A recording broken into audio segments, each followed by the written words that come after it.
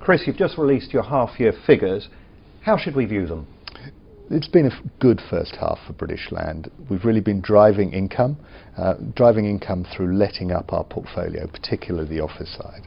We've also seen valuation increases. We said 6 months and then a year ago that we expected valuation increases to be modest over this period, and that's exactly what's happened. But we've seen something like 2.6% growth in valuation and over 4% in terms of our NAV valuation. So those are important increases in the context of the recovery of our portfolio's valuations.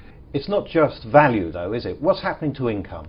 The real effect for us over the course of the last 6 months has been the way that we've been able to drive income forward through letting up the existing portfolio, particularly the new office developments that we completed. And that means that we've taken occupation in our office portfolio from around 84% up to 97%. So a really big change. And that obviously has added to income, and as those rents come through, it's adding to profitability too. Retail is the biggest part of your business, so what's happening there? We've been focusing very hard on the existing portfolio, really driving that business forward. We've done nearly 500,000 square feet of new lettings, 80% of that on long leases.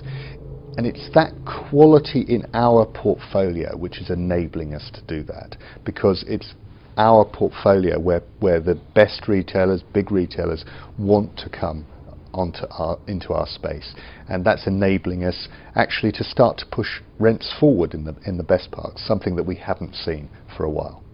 But we all know the consumer's going through a very difficult period. What impact is that having on your business? We're not sanguine about what's happening to the consumer, although to be honest with you, the UK consumer has held up, has performed better than I think many people were expecting. The quality of our portfolio is helping a lot, because we see this, if you like, polarization between the best retail and other things. But we're going to have to watch carefully as we see how consumer behaviour turns out during the course of next year. An important distinction, an important difference for us though, is we're starting to see retailers themselves look beyond just the next few months and start to take space for the future, as they see this shift where consumers are very focused on the best locations. The other part of your portfolio is your central London offices. What's happening there? It's been a good period for us in our office business. We've let up a lot of space. We started with something like 84% let. That itself was a function of recently completed development, and we're now up to about 97% of that whole portfolio. That's a really big change.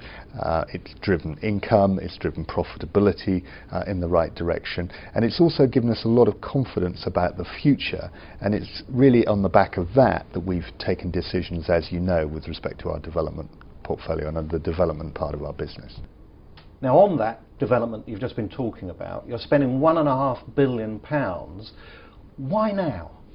There are a couple of factors in the decisions we've taken. The first of those, of course, was the agreement with UBS to develop a new building on Broadgate for them, and that's something we're very excited about, both because of the financial consequences of that, but also because of the step forward it represents for the Broadgate estate.